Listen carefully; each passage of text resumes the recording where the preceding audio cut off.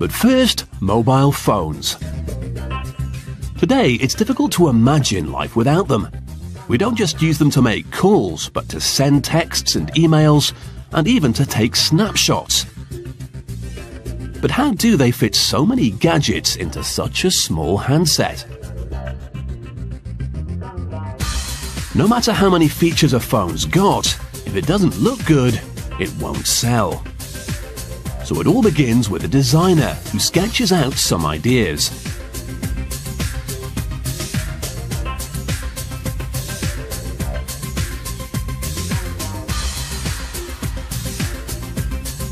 They draw inspiration from current trends in fashion and sport.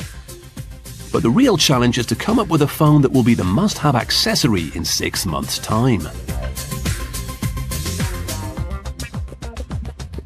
Once a design has been approved, they make a few prototypes with slight variations to see which model works best. The phone has to be tough enough to survive in the real world, so the models go through a series of rigorous examinations. First, it's the "Oops, I dropped my phone" test. When a mobile slips through your fingers, it doesn't always land on a soft rug. So they drop it from about 5 feet onto a solid surface. It should also be able to take a few knocks while it's still in the box.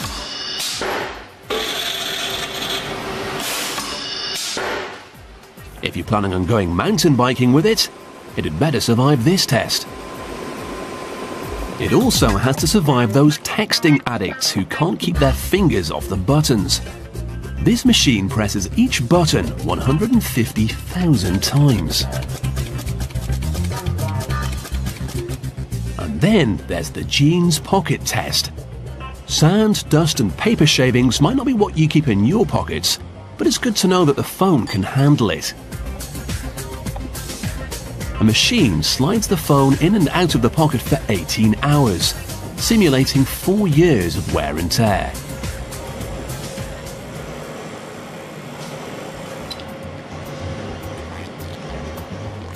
As well as being durable, this high-tech gadget should be easy to use. Here, an occasional phone user picked from the general public is monitored as she finds her way around the menus. Any hesitations are recorded, so the phone can be made more user-friendly.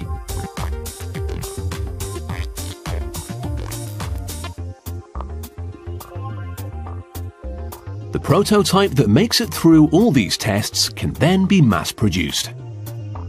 Here at the factory, they can make up to 50,000 phones in a single day.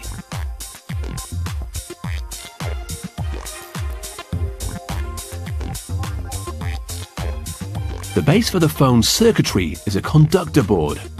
They're made 6 at a time.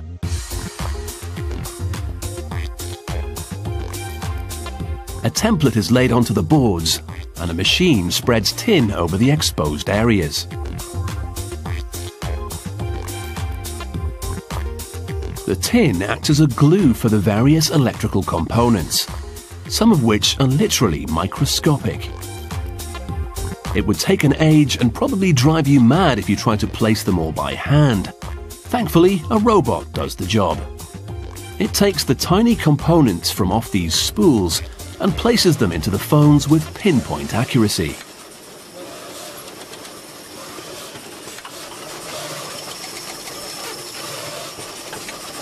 There are 300 of the tiny components in each phone, but it doesn't take long to fit them. Just 1/10 of a second each. Once assembled, the conductor board is heated in an oven at 270 degrees Celsius. The heat causes the tin to melt and solder the parts in place. Almost everything is done by robots, but fitting the lens for the camera is an exception. It's slotted into place and then connected to the camera chip.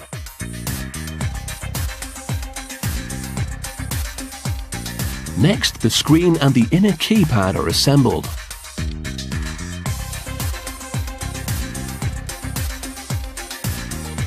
This weighted metal wheel causes the phone to vibrate when it rings. Now all of the parts can move into their new home.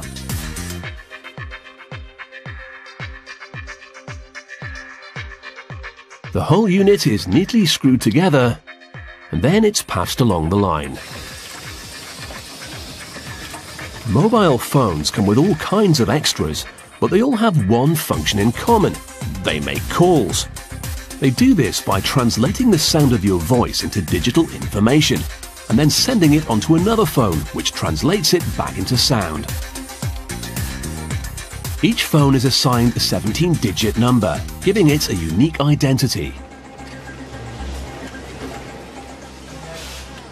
The cover is added, and it's boxed up with battery, charger, and instructions.